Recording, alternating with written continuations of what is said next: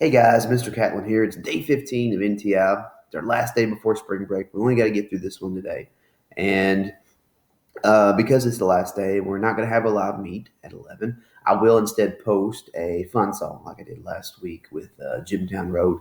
I don't know the name of it yet. I'll have to think of it. I'm going to record it right after this, and I'll have it posted before 11. And you guys can enjoy that before your break or over the break or laugh and make fun and point at your liking. But today, day 15, we are looking at triangles, lots of stuff about triangles, and adding that into our angle relationship. There's a relationship amongst triangles that we need to know about, and we're going to look at it right now. So, triangles, what do we need to know? First of all, triangles have two sides. No, wait a minute, that's wrong. Miss Followell, how dare you put that in our notes today? Triangles always have three sides, hence tri, the prefix. And these sides can be different lengths, and we can name them based on the side lengths. So first of all, you guys, these are a review.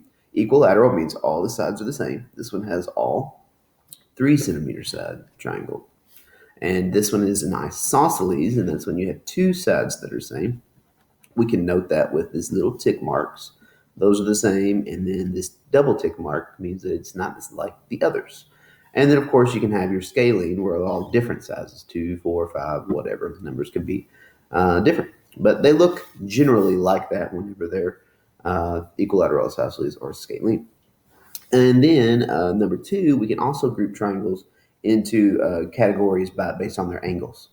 Okay, they always have 3 angles because they have 3 sides connecting, and we can name them based on them. The first one that is very common is called a right triangle. You will deal a lot with this next year, and some of my accelerated classes already talked about a squared plus b squared equals c squared, which is the Pythagorean theorem. If you're curious about that, look it up online. It's all over the place.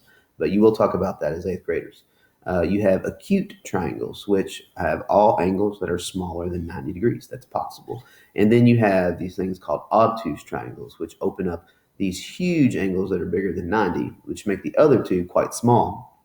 Because there is a fact about triangles that we need to know, and I think that's on the next notes page. All right, so I'm going to open up the next notes page for day 15.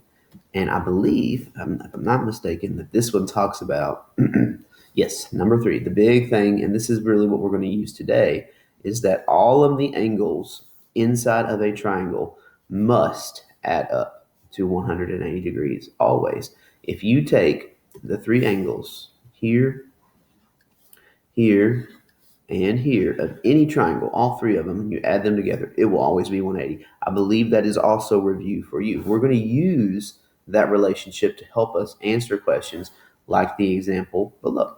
You see this triangle.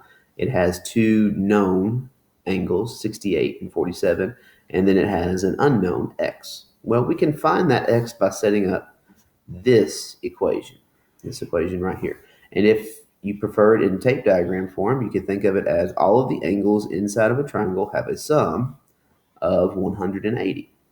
Therefore, if their sum is 180 degrees, then that means that the 68 from up here, the 47 from the bottom right-hand corner, and the x all make up that total of 180, which is why that tape diagram matches this equation. And then you just go through the solving process. You combine your like terms of 68 and 47, and then you take away the 115 from both sides to eliminate that. Kind of takes that away and leaves you with x's length.